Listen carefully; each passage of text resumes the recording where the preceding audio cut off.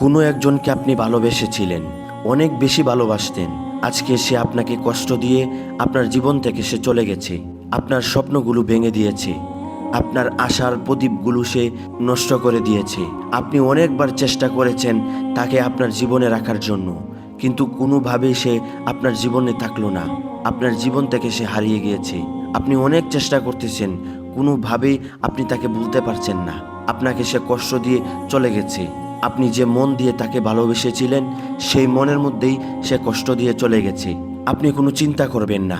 একটা কথা মনে রাখবেন, মানুষ যে অন্তরকে ভেঙে দেয়, আল্লাহ সেই অন্তরকে তার ভালোবাসা দিয়ে সাজিয়ে তোলেন। আর এমনভাবে সাজিয়ে তোলেন যেন সে হৃদয়ে কখনো কোনো আঘাতে আসেনি। একটা জিনিস চিন্তা করুন তো, আপনাকে কে বানিয়েছে? যে আপনাকে কষ্ট দিয়েছে, যে আপনাকে ছেড়ে চলে গেছে, আপনার আশার প্রদীপগুলো নষ্ট করে দিয়ে চলে গেছে, সে কি আপনাকে বানিয়েছে? অবশ্যই না। আল্লাহ তাআলা আপনাকে বানিয়েছেন, এবং আপনার যে মনটাকে সে কষ্ট দিয়েছে, সে মনটাও আল্লাহ পাক রব্বুল আলামিন বানিয়েছেন। একটা বাক্য আছে, বাবার যিনি তিনি ভাববেন তুমি বাবার কে। যে আপনাকে সৃষ্টি করেছে, যে আপনাকে পরিচালনা করছে, যে আপনাকে খাওয়াচ্ছে, যে আপনাকে পড়াচ্ছে, যে আপনাকে এত সুন্দর করে বানিয়েছে, তিনি আপনাকে নিয়ে ভাববেন। আপনি কেন আপনার জীবন নিয়ে ভাববেন? আপনি আপনার জীবনটাকে আল্লাহ তাআলার জন্য পরিচালনা করেন, তিনি সব কিছু আপনাকে নিয়ে ভাববেন। আপনার কপালে কে আছে আর কে নাই, এটা আল্লাহ তাআলা 50 বছর আগেই নির্ধারণ করে রেখেছেন। যে জিনিসটা আপনার কপালে নাই, যে জিনিসটা আপনার তকদিরে নাই, সেটা আপনি কখনো পাবেন না। আপনি যতই চেষ্টা করেন না কেন, ওই জিনিসটার মুখ আপনি কখনো দেখতে পারবেন না। যেটা আপনার জীবনে আছে, যেটা আপনার কপালে আছে, ওইটা দিন শেষে আপনারই হবে। ওইটাকে প্রতিহত করার শক্তি এই পৃথিবীতে কারো নয়। তাই বলি ভাই, যে আপনার জীবন থেকে হারিয়ে গিয়েছে, যে আপনাকে কষ্ট দিয়ে চলে গেছে, সে কখনো আপনার ছিল না। সে কখনো আপনাকে ভালোবাসেনি। যদি ভালোবাসতো তাহলে আপনার কাছেই সে থাকতো। একটা কথা মনে রাখবেন, প্রকৃতপক্ষে যে ভালোবাসে সে কখনো ছেড়ে যায় না, আর যারা ভালোবাসে না তারা দিন শেষে চলে যায়।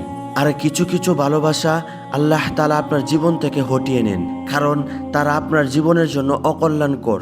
আল্লাহ তাআলা আপনাকে সৃষ্টি করেছে, আল্লাহ তাআলা কখনো চান না আপনি কষ্টের মধ্যে জীবনযাপন করেন, আপনার ভবিষ্যৎগুলো কষ্টে যাক, এটা আল্লাহ তাআলা কখনো চান না।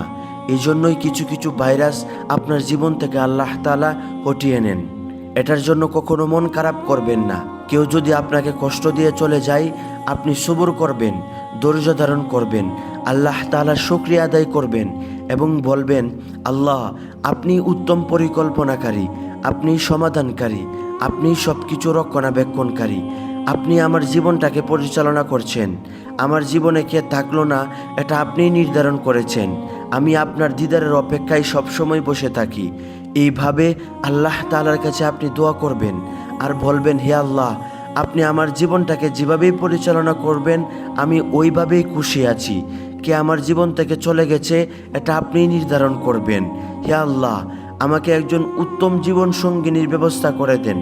এইভাবে আল্লাহ পাক রব্বুল আলামিনের কাছে দোয়া করতে থাকেন, তিনি আপনাকে নিয়ে ভাববেন ইনশাআল্লাহ। আর তার ভাবার মধ্যে কখনো আপনি অশান্তি খুঁজে পাবেন না। এই দুনিয়ার সব মানুষ আপনার সাথে ধোঁকাবাজি আর বেইমানি করলেও তিনি আপনার সাথে কখনো ধোঁকাবাজি আর বেইমানি করবেন না। তিনি যদি আপনার সাথে বেইমানি আর ধোঁকাবাজি করতেন, তাহলে আপনাকে এই দুনিয়ার মধ্যে এত স্থির দান করতেন না, আপনাকে সবসময় কষ্টের মধ্যে রাখতেন। আপনাকে এত সুন্দর করিয়ে তিনি কখনো বানাতেন না, আপনাকে ল্যাংরা কানা ভয়রা এইগুলো বানিয়ে দুনিয়ার মধ্যে রাখতেন।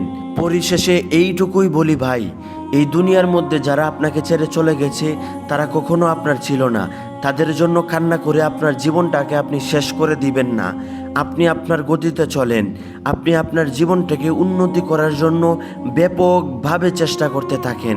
একটা সময় যারা আপনাকে ছেড়ে চলে গিয়েছিল তারাই আফসোস করবে আপনার জন্য। শুধু আপনি সময়টাকে মূল্যায়ন করেন, আল্লাহ তাআলার জন্য আপনি ব্যয় করেন, আর আপনি আপনার চেষ্টা চালিয়ে যান। যতদিন পর্যন্ত আপনি সাফল্যের মুখ না দেখেছেন ততদিন পর্যন্ত আপনি চেষ্টা চালিয়ে যান। ইনশাআল্লাহ সফলতা খুব তাড়াতাড়ি দেখা দিবে। আর যেদিন সফলতা দেখা দিবে ওই দিন মানুষ আপনার সাথে মহব্বত আর সম্পর্ক গড়ার জন্য তারা আপনার কাছে এসে বসে থাকবে। আল্লাহ তাআলা আমাদেরকে খুব তাড়াতাড়ি সাফল্যের মুখ দেখার তৌফিক দান করুক। আমিন।